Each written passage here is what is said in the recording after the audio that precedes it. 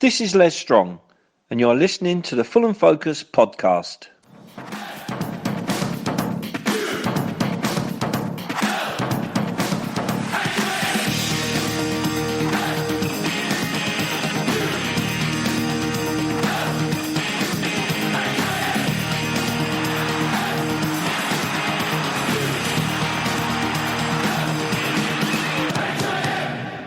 Fulham. Hello, this is the Full & Focus podcast. My name is Matt Boisclair and welcome to our Christmas party show. What better way to enjoy a couple of beers than by talking about a superb win over Leeds United, whose supporters spent Saturday evening marching on together back up the M1 with their tails between their legs, having watched their horrible team succumb to defeat for the first time in nearly 3 months. Joining me tonight, firstly, is a man who tried to claim his favourite Christmas film is Planes, Trains and Automobiles. When I told him not to be a twat, he picked Miracle on 34th Street. Another member of the Focus team had a miracle on an American street last weekend, but I've been told not to talk about that, so I won't mention that at all. Oh, whoops. Christmas time, don't let the bells end. It's Eastbourne's King of Innuendo, Matt Domm. Hello, mate. Merry Christmas. Merry Christmas, mate. How are you? Yeah, I'm good, mate. You? Yeah. All well. Good stuff. Also joining me is a man who definitely won't be lonely this Christmas, having recently got married to the lovely Alexandra. He's back from his honeymoon in Thailand and has picked the less traditional Jingle All the Way as his favourite Christmas film. Talking you through the Fulham Turbo Men, it's Jmac. Hello, my friend. You all right, mate? Hello, mate. Very well. How are you doing? I'm all right. Yeah. All right. We were back up the third briefly until Sheffield Wednesday beat Bristol City on Sunday. Let's discuss.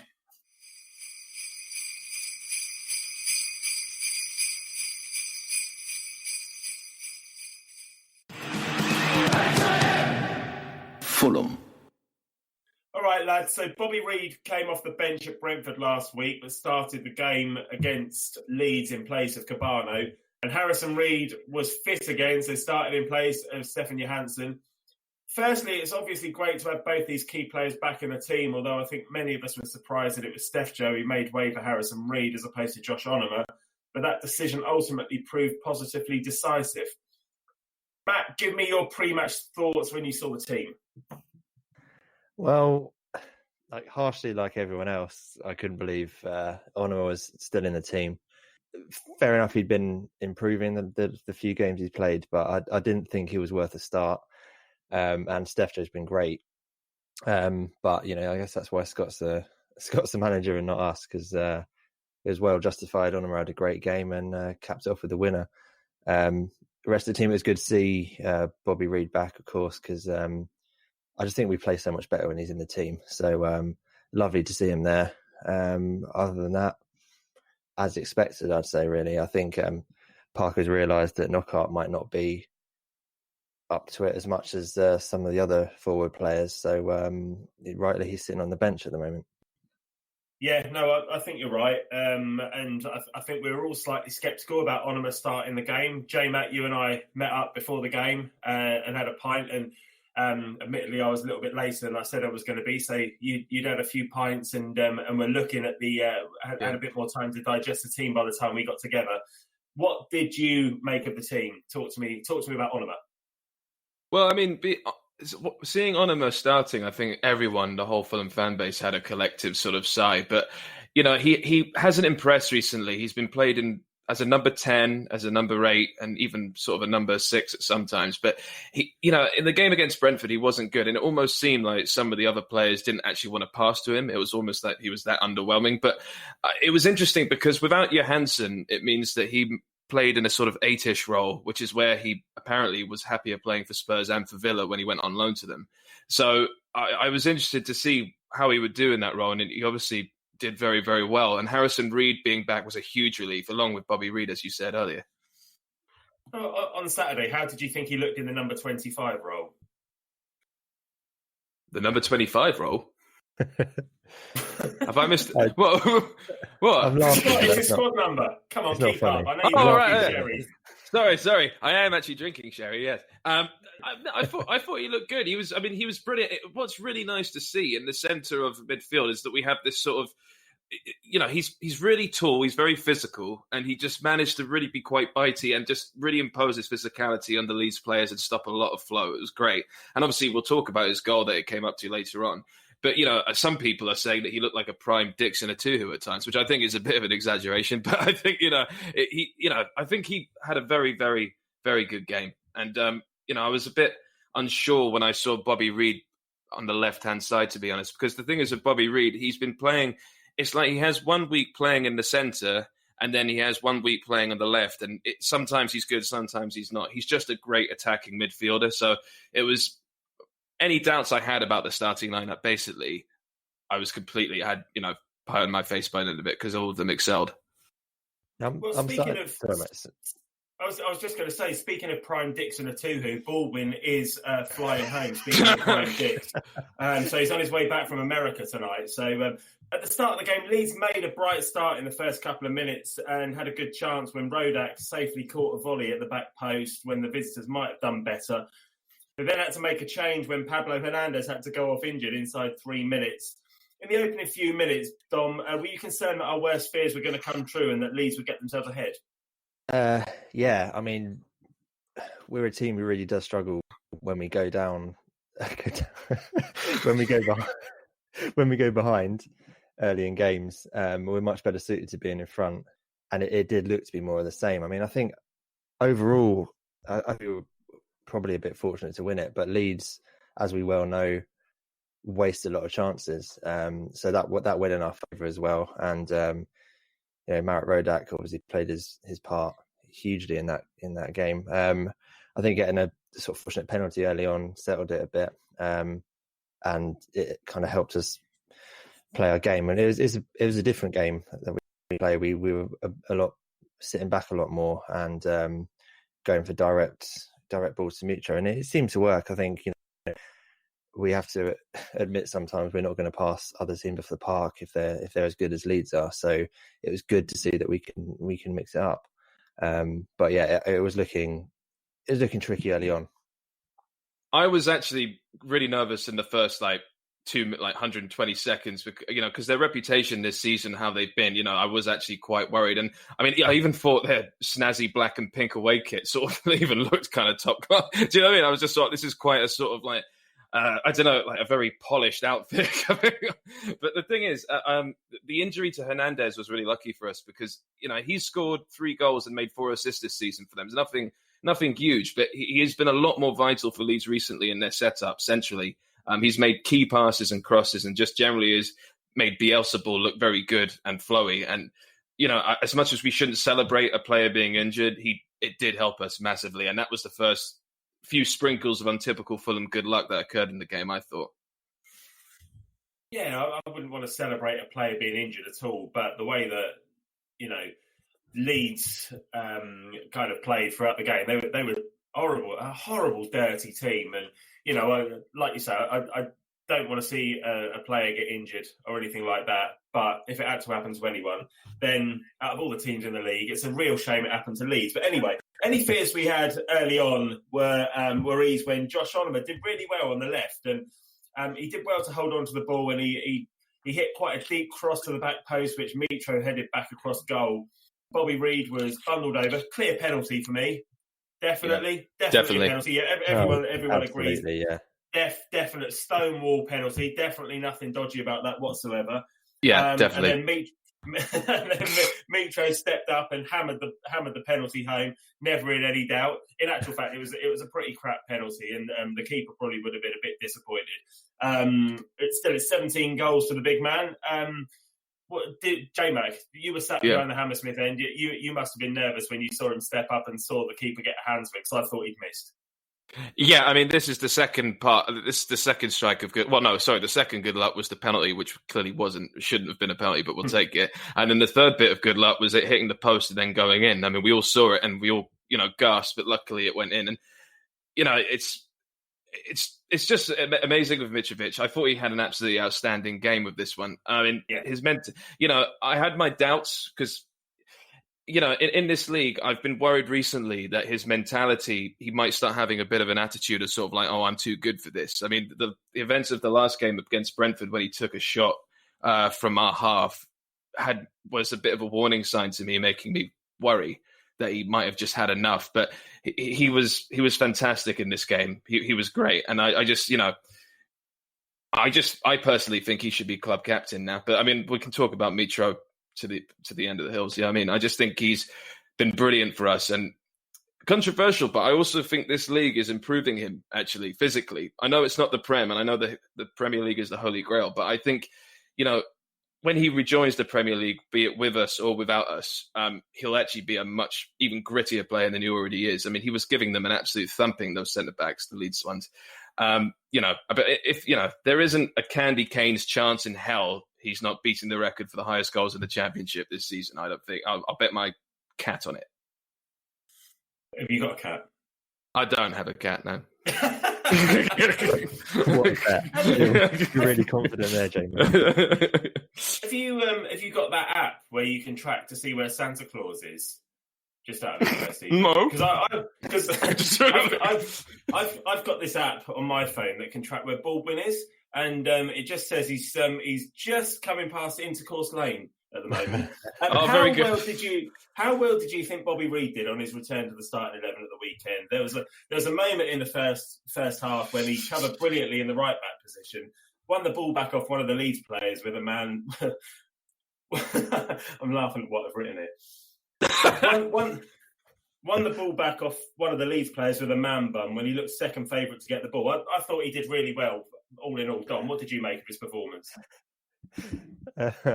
Yeah, I think we're just a much better team when he's there. I know Jmac mentioned it earlier, and it's kind of he's been played on the left, played in the middle, and it's not, and obviously further back as well in midfield. And maybe earlier on Scott Parker was just trying to fit him into the team just for the sake of it. Whether it's left, right, or down the middle, I think I don't really care. I just think our attack is much better when he's there, because he runs at pace and he terrifies defenders, and just by the fact that he's legging at them and they're on the back foot, and things might happen. We might get a deflection and it might go in. He might get a touch in the box and go down, or a heavy push as we saw in the first half against to win the penalty. But he runs all game long, and I think we're just a much better side with him in it. Even though he hasn't scored that many. Cabano has done well since he's come in, but Bobby Reid is just better. He was just electric when he came on. I mean, he was just fantastic throughout the whole game, really. It's amazing how, there's just something about Bobby Reid's play in this game that just does so much more than Cavallero. We'll come on to that in a bit. But I mean, the link-up play that he brings between the midfield and to Mitrovic was outstanding. And like I said, as Dom alluded to, his effort and his pace and busting a gut, it was fantastic. I thought he was arguably man of the match. Fair enough. Okay, well, what about those two saves from Rodak in the first half to preserve the 1-0 lead? The first was a low stop after a really nice defence splitting ball from Leeds. They did really well, and they looked favourite to score, and I think Rodak saved it with his legs. Then he tipped the ball onto his near post when Leeds looked certain to score. He was instrumental again, J-Mac, wasn't he, getting the points for us? Yeah, like Slovakian Manuel Neuer, really. I mean, like, used to say, no, it's a joke. I mean, like, he had six saves to Casillas' one save. I actually just forgot when I saw Casillas, I don't know how to pronounce it, sorry, when he was playing. I keep forgetting this guy played for Real Madrid. It's mental. But yeah, I mean, Rodak has really, really impressed all of us, I think. I mean, it feels like ages ago he got that red card now, and he's just got better and better. And I think I would go as far to say that he's probably my favourite goalkeeper and probably our most composed since Schwarzer. I know that's maybe a bit controversial, but I think there's a composure about him that's fantastic. I mean, but he just, goes to show there's no pinch of salt was needed with the Rotherham fans when they, said how much they loved him for Rotherham. And I don't want to jinx it because, I've said the Schwarzer thing now, it's probably stupid. He might be terrible next week, but he's been brilliant. And I just think, the fact he was so good in this game does show we need to tighten up defensively for sure, because we keep having games now where Rodak is performing out of his skin, but it does, sometimes you don't want that so much because it shows there is a problem with the amount of shots being taken at him. But yeah, I thought he made this fantastic save 1-on-1 against Stuart Dallas on his right, and then he made himself huge for that, and then he made an amazing save on his left against Patrick Bamford before half-time. And also, I've noticed his distribution's got even better. I mean, you saw it. You were with me in H5, H4. His kicks were very shut. Like, he does really good, he pegs it up. Obviously, Dom said our plan in this game was to boot it up the pitch a lot more and be a lot more direct. Well, his kicks were quite low as well as being quite high. They were really quite sharp free kicks, I thought, and the distribution was fantastic. His kicking's consistent, isn't it? Every time he gets it, he's going to smack. It's like, I don't know if any of you are into golf, but you see somebody tee it off and hit a drive and it goes straight down the middle every time, and he's consistently banging those kicks straight down the middle every time, exactly where he's intending to send it. That's a much better comparison. Yeah, the golf one. Yeah, it's very, very precise, and I just think he's just getting better and better. So it's quite exciting times to finally have a goalkeeper that we all like.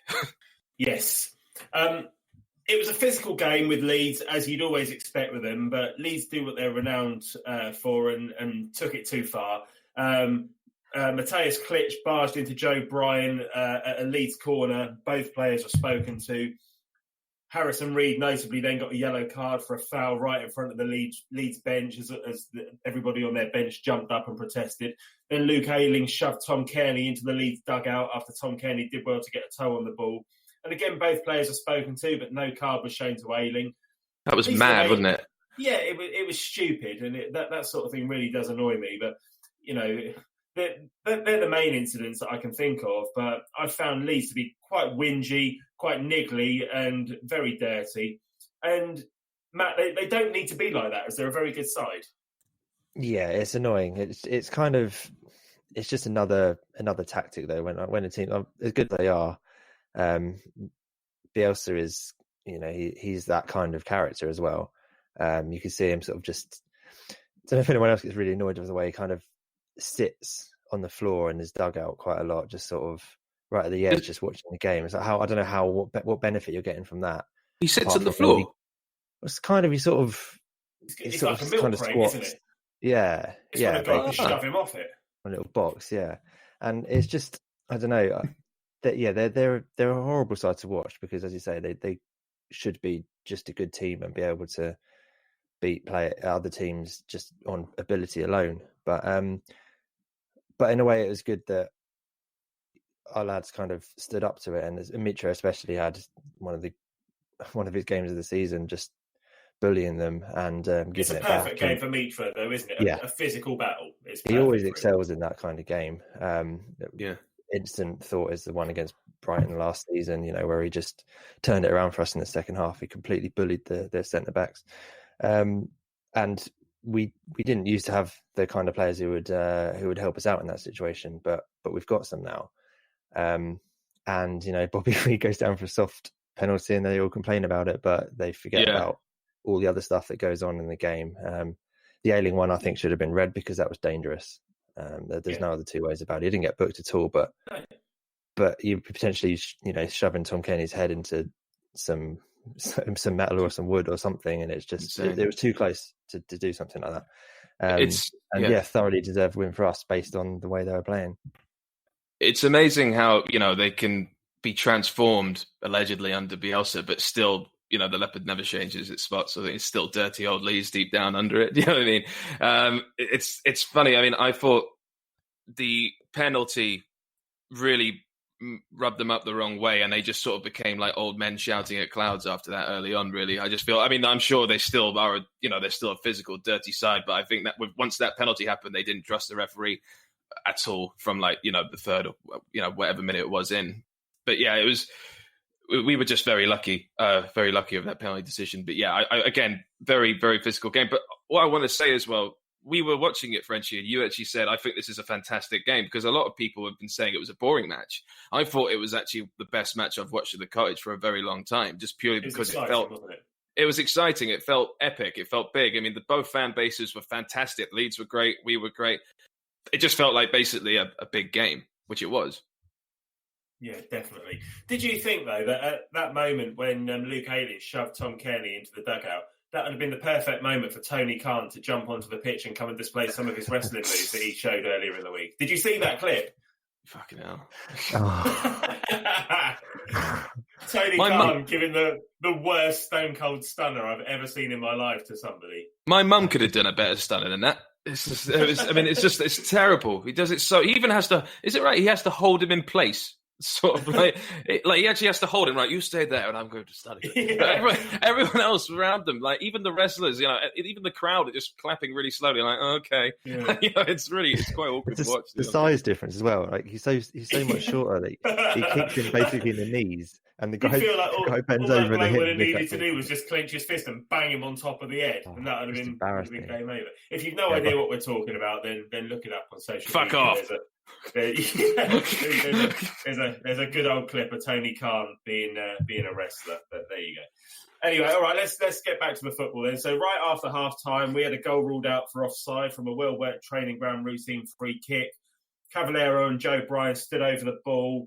Cav faked to take it, then came back and whipped the ball into the back post, and I think Mitrovic stuck it away, but the lines of the flag went straight up. But it's good to see we're trying different things, isn't it, Jmac? Yeah, it's just, goes to show that Scott Parker is trying new things, along with the whole sort of new tactical route we went round this game, which obviously worked. He did his homework with Leeds big time, I think. I think it was very good. But what was really funny, I haven't got much to say other than that.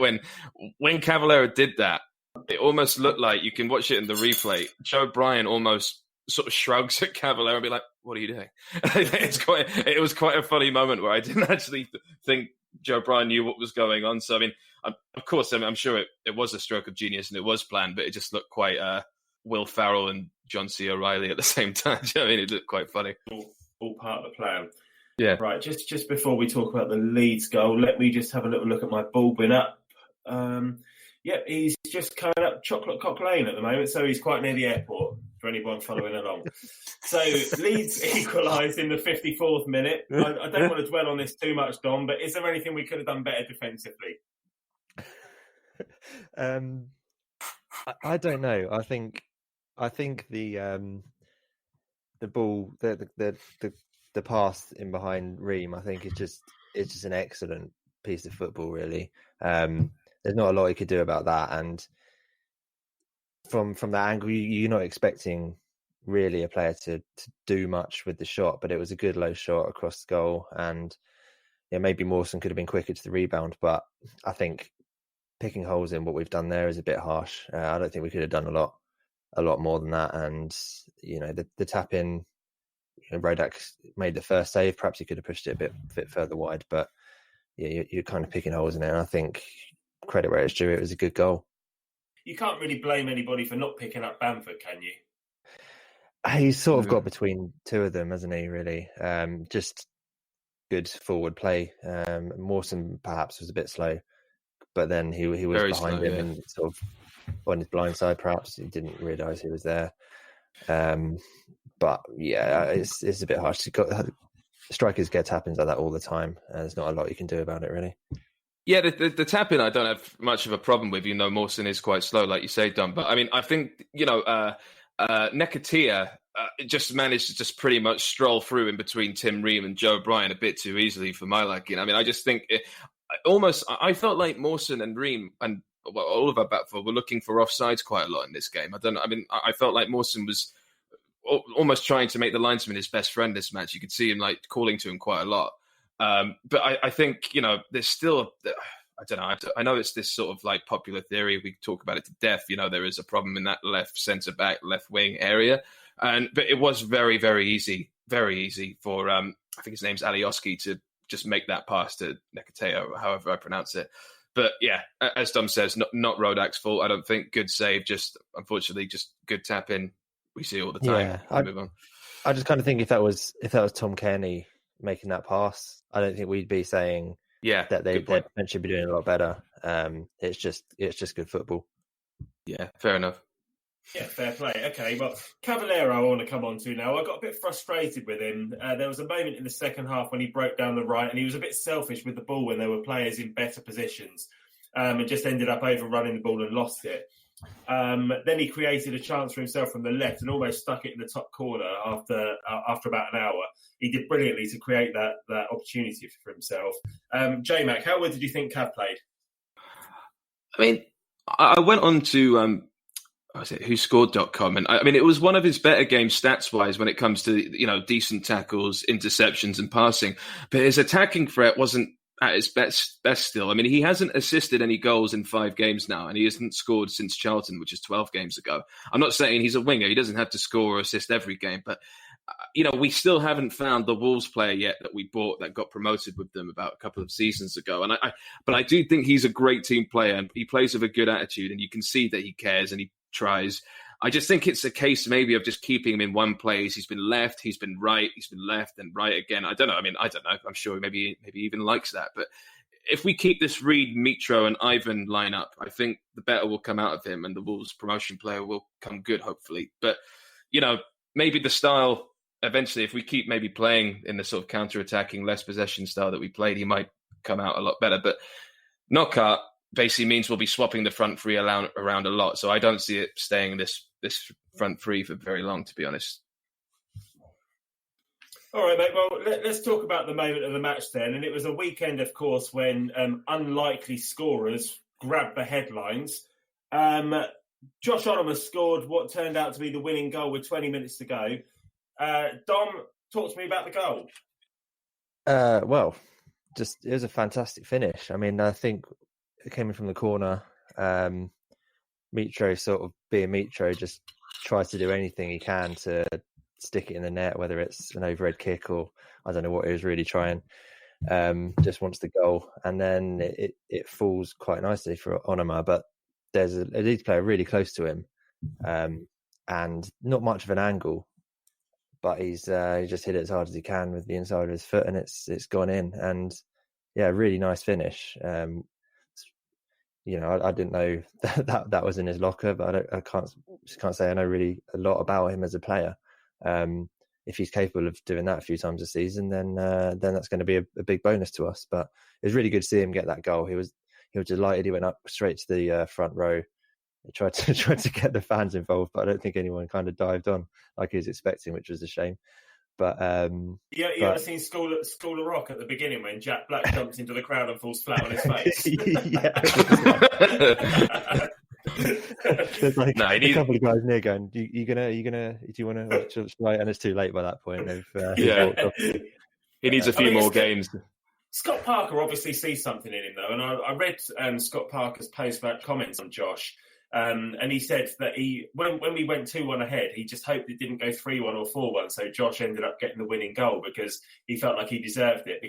And Scott Parker even said as well, he's had a rough time of it, and he'd be the first one to admit that. But there's obviously a footballer in Josh Onomah, because that was a monumental performance from him on Saturday afternoon. Obviously his best performance for the club, a great goal. And I don't remember cheering a goal this season more than I cheered that one. So I was really pleased for him, because I feel a little bit sorry for him that he's been getting a lot of stick this season. Well, it just shows, I mean, I think, football fans are fickle, and I'm guilty of it. I'll explain that later on. But, yeah. I mean, we've all been Parker in, Parker out each week, each alternating week. And, Onomah, has been kind of subpar because of, I think, just obviously confidence, but also maybe bad positioning. He's not a number 10. I think the role he played was as a number 8 was perfect for him, and hopefully that's where he'll be placed and get better at. But we all criticize him, but it's just so good to see him actually score, and always forgiven very quickly when you score a goal. But it was a great thing to see, like you said, and I think that's the loudest I've cheered for someone scoring for quite well. Yeah, a bit like Baldo. You mentioned in out. Well, I was just going to say, you mentioned in out there. I've just checked, and Baldwin has checked in, so he's on his way home, lads. Going into injury time, we just needed to keep the ball. What were you thinking, Jmac? I'm going to come to you, Jmac, on this because we've spoken about this. What were you thinking when Kearney's back pass from the halfway line went straight out from a corner in injury time when we're 2-1 up? Again, this is why I'm talking about the fickle thing. He makes that mistake, and I just remember everyone around us being like, "Oh, this is he's been terrible this game," and everyone just sort of overreacted quite a lot. But I've got to say, I thought TC had quite a dodgy game. I don't think he was at the races as well as he could have done, and that's been quite a consistent story for quite a while now. I mean, and he's scored some absolute beauties this season early on. But I don't know, maybe he's still not fit, or maybe he's still feeling a bit unwell from his stomach bug. God knows. But I was I was really angry with that back pass he did. But obviously it was a mistake. But he, just put it out, put it out in front or put it into a throw. Don't do a stupid move like that, especially if you've got Mawson's feet, trying to tackle it or trying to take it. Yeah, well, we went from the ridiculous to the sublime, and Mitro's on fire. His defending was terrifyingly good when he cleared the ball off the line, Dom. What did you make of that? In actual fact, we thought it was Mawson at the time, but watching it back, Mitro's just done brilliantly to get the ball off the line. Yeah, I mean, there's about 3 white shirts just throwing themselves at that one, just to try and get anything on it. And you see from the replay that the header was going on target, and he's just got his bonce on it and blocked it off the line, because that would have been equalised. And what was that, the 95th minute or something like that? And that would have been really, really painful, I think, because we deserve to hold on to that. But it's been the story since we've had Mitro. Really, as soon as he came in, we looked better at the back defending set pieces, because he wins so much in the air, and that's just another example of it. Just sheer last ditch defending, the determination from him, and he's got that kind of that guts. He's just in absolute spades, isn't he? He's also built like a centre back. He's just he's so like well, I don't know. He's as slow as one. I was about to say butch, but that sounds a bit weird. That's really harsh. No, I just think that header moment that he had really sort of summed him up for that game. Because also, I mean, he contributed quite a lot to Onomah's goal, but not actually for missing it with the scissor kick thing he was trying to do. But he actually caused the corner to happen, because I believe it was Bobby Reid who overshot the corner, but Mitrovic suddenly became a right winger and managed to get a corner for us in that instance, which was just before Onomah scored. So I just think Mitrovic was. I mean, if there was a heat, I'm sure there is a heat map. I haven't actually seen it, but he'd be all over the fucking shop, because he was everywhere and brilliant this game. I'll tell you a heat map I would like to see from the weekend. Anyway, I wondered if Onomah would be the man to make way for a substitution earlier in the game, because we didn't make any changes until injury time. But Josh was an absolute unit right until the end of the game to hold off a Leeds attack. They were breaking down the right, and he just got in the way between the attacker and the byline, and just saw the ball out. And I thought not only was he fantastic going forward and in the middle, but that was fantastic defensive work from the big man as well, Jmac. Yeah, and like we said, this is obviously the persistence has finally paid off with Scott Parker that he's made, and we've all been just criticizing till the cows come home about it, but it's a move that has really paid off. I think it's a very exciting. I mean, look, another thing I just want to make really clear from this game is that we've won. We were very lucky, but let's not get carried away at the same time, because we were lucky and we did play well, and we counteracted what Leeds' plan was. But I do think, in order for us to get ahead of ourselves, to actually believe this hype, we need to see this from Onomah for another 3 games, and we need to all perform like this for another 3 games to actually believe that we can maybe even think about chasing the automatic promotions, because it's still very far off. Yeah, definitely. And looking at the match stats from the weekend as well, we only had 35% possession, which is most unlike us. But we mentioned earlier, we used long goal kicks from Rodat well and just looked solid. We've been crying out for a plan B for a few years now. We've talked about this on the pod for a while. Is this now our plan B, do you think? We played a passing game, but when we need to, we can mix it up with that long ball game. And of course, we've got Mitro up front as well, who can win those headers and hold the ball up. What do you reckon, Dom? Yeah, it was good to see. Like you say, Mitro is suited to that kind of taking the long ball and heading it down, chesting it down, using his feet. He's really good in that kind of situation.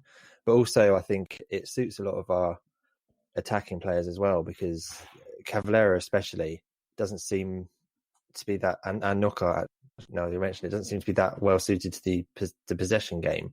They're sort of direct attacking players, and they're good with running at a defence and keeping them on their back foot rather than playing in front of them. So it was good to see, and I think certainly against teams like Leeds, who are likely to have more of the ball, it's definitely something we can do more often, and we should probably do it more often against the teams that aren't as good as Leeds, because there aren't many in this league. And I just wonder if Parker might think mix it up a bit more, because it's all well and good having possession 30 yards from your own goal among the centre backs, but we don't create anything. But mix it up in one game, though. You don't need to just do tap. Exactly. Tap. Yeah. You can use that in different stages of one game, like you said, against the bigger teams or the crapper teams. Yeah, for sure. And I think it'd be interesting once we get past Christmas and see what's his name, the centre back we bought. Michael Hector. Yeah, Michael Hector, of course. Yeah. When after Christmas, when we see Michael Hector come into the team, I think Tim Ream's place is in trouble. Actually, he's a very good defender on the ball, but as we saw against Leeds, if we do start to play more of a direct game, then have a centre back who's better in the air alongside Mawson. It might make us more solid at the back, which we would need with less of the ball. I agree with that, and I also think that Mawson, Mawson is actually allegedly he prefers the left centre back position. I think Tim Ream's been great, but I think he has.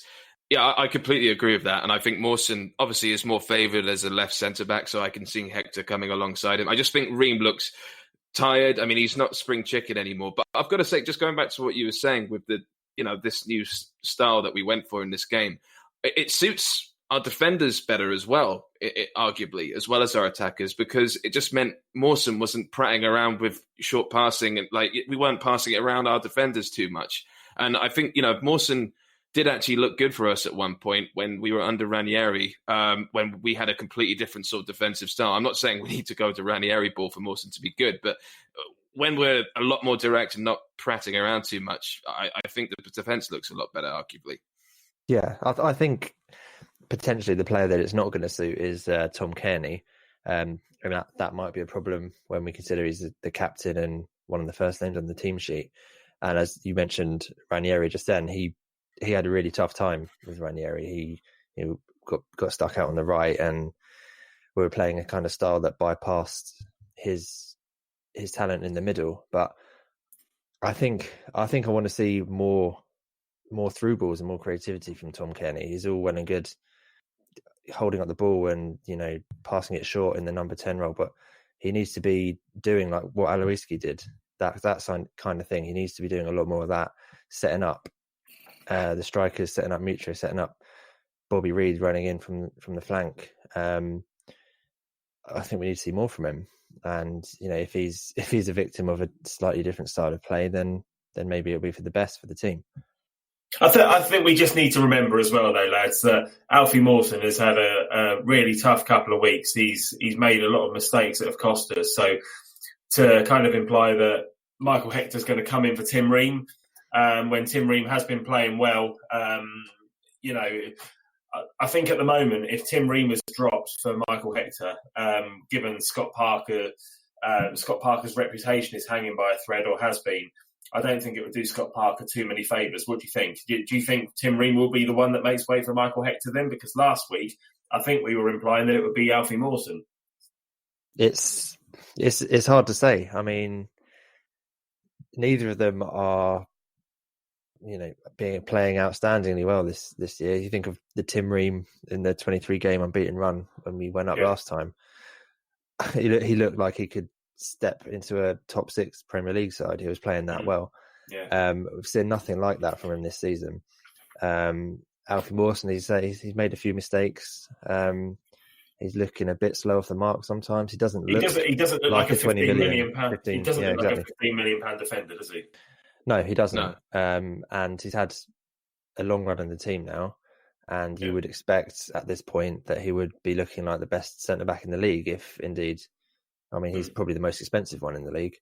So it's a tough one. Maybe Parker waits to see who blinks first, who starts stepping their game up, and putting Hector alongside the other for the other defender. Does Hector walk straight into the team? Ooh. I mean, it's tough. I think it's a matter of just I think the Tim Ream Alfie Mawson partnership is a bit shaky, and I think it's a matter of what formula works, not necessarily who's doing the worst out of the two centre-backs we currently have. So if, for instance, I've got a feeling that there'll be some games where he tries it of both and sees how they complement one another. Because it could very likely be Michael Hector and Tim Ream, but I don't think Scott Parker's planning a 3 in the back system with Hector involved. If that's as some people are alluding to, I don't think that's the plan at all. But I think I think he will be given a shot with both Mawson and Ream, just to see, if the yin and yang works, as it were. The 3 at the back could potentially work if you think of Tim Ream as the left-sided one. With more of a freedom to perhaps be creative with the ball. You put Michael Hector in the middle, I think the tallest one, and Alfie Mawson, but then he'd be kind of stuck on the right, and that's, as we know, it's not his best. It's interesting. There's options, but I think that's the beauty of it, though. We need options, and at the moment we have very few. Yeah, and that's why I think actually we might need another centre back on top of Hector as well in the transfer window potentially. Just because, I just think that there's room for another centre back there. Just because if an injury happens, I just feel like we could do with one more. Either someone maybe in his 30s or someone just a sort of another reserve. But that's just me. All right, well, let's get back onto the Leeds game and wrap it up then. So I'm going to come to you first, Dom. Are there any players that you want to call out for having a great game that we haven't already called out? And I want your man of the match. It's hard. I don't think anyone had a particularly poor game. I think for me the best player was Bobby Reid. Just for the fact that how much better we look going forward when he's playing. I think we really missed him in the 3 games that we lost. Honourable mention to Marek Rodak, because without him, like against Swansea, I think we'd have lost the game. But I think Bobby. One thing that passed us by, I think, is that Harrison Reed had surgery a little while ago, and he only came back to training this week and then played almost the whole game. I think, did he come off in injury time? I think he did. But we look so much better with Harrison Reed in the team. But for me, and I'm going to come on to you, Jmac, to ask you for your man of the match. But for me, the man of the match was Onomah. I thought he was everywhere. He had a really good game in midfield. He looked good defensively. He got the winning goal. I love that he came over to the fans when he scored, even if it was a bit of a Jack Black moment, because he'd been getting stick and he still came over to us. And I think he could endear himself to the supporters with that goal. It's not like we've just beaten some team in the cup from non-league or something. We've beaten one of the best teams in the league, and he got the winning goal. So fair play to him. He's bounced back in the face of adversity, and I'm really pleased for him. Jmac, who's your man of the match, and anybody else you want to call out? My heart says Onomah, and my head says Bobby Reid. I mean, Bobby Reid, what he did in this game, the electricity. I keep saying electricity; it's such a fucking cliche. But how good he was. I just don't think that's something that Knockout would have brought or Cavallero would have brought. And I just think he was huge for this win and for the way we played. However, if I was to make a Hollywood sentimental movie about this, it would obviously be Onomah, and I think he does deserve man of the match in face of all that criticism he got.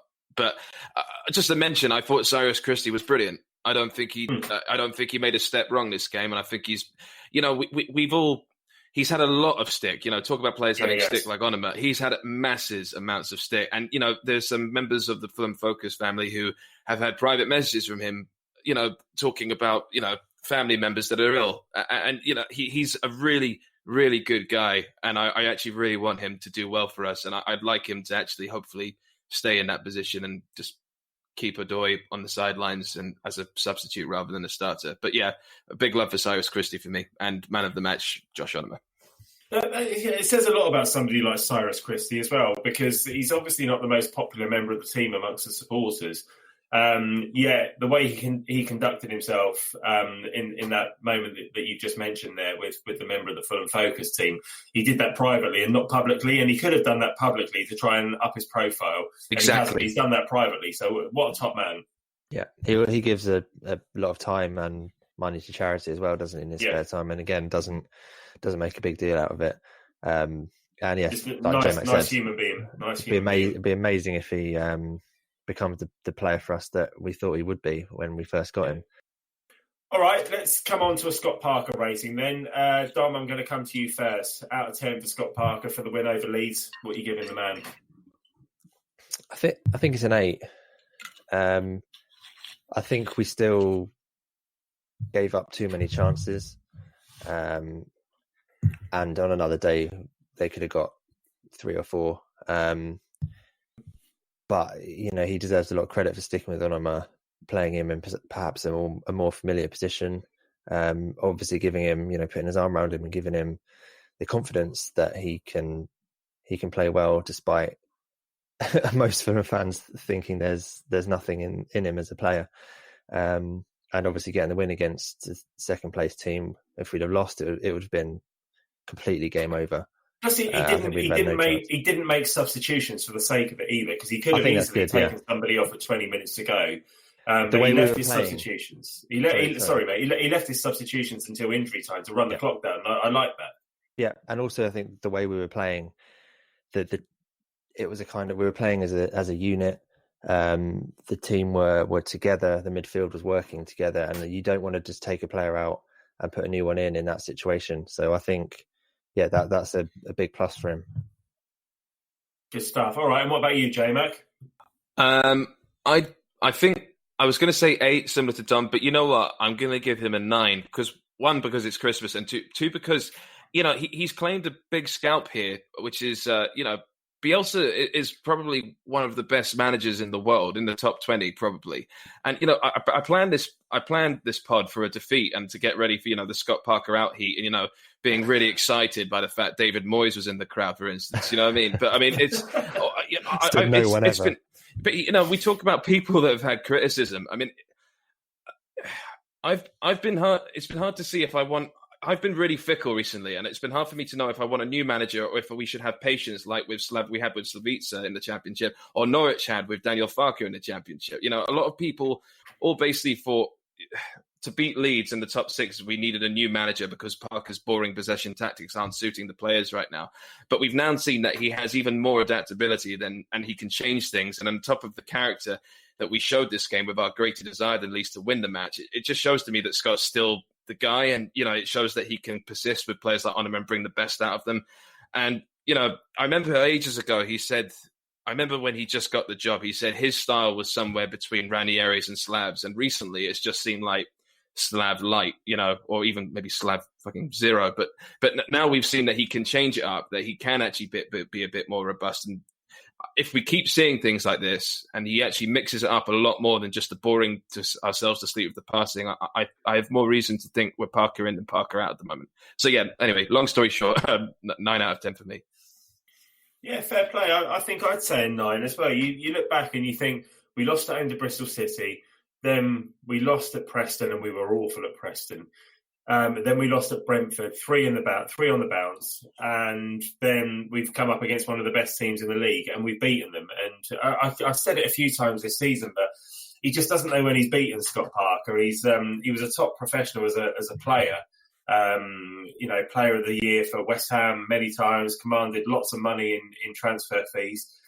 And he's got something about him, and to bounce back in the face of adversity and win against Leeds, as you say, against one of the best managers in the world, it's fair play to him. And to persist with his guy in centre midfield, Onomah, and not just say it would have been easy for him to drop Onomah after 3 defeats and bring Bobby Reid back in and play Steph Joe, who has been playing well.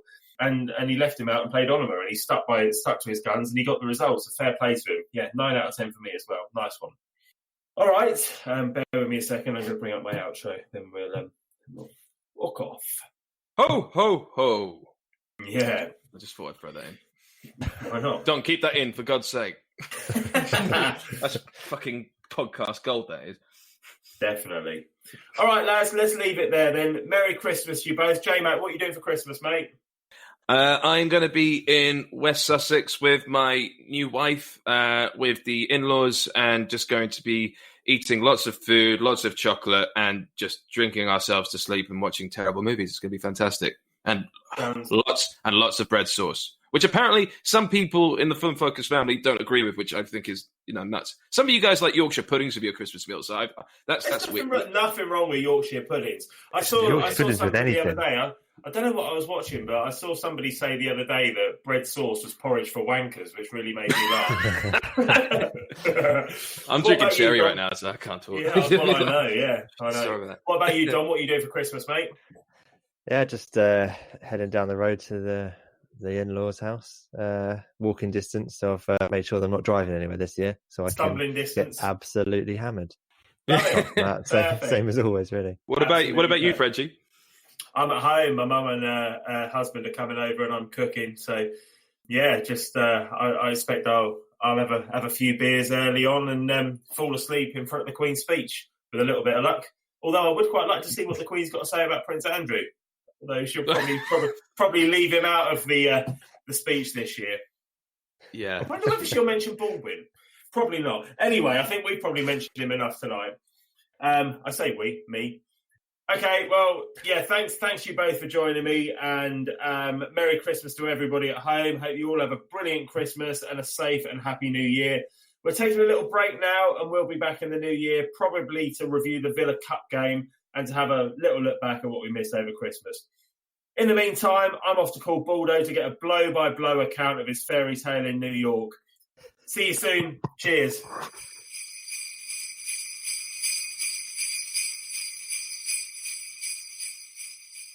Ho, ho, ho! Merry Christmas!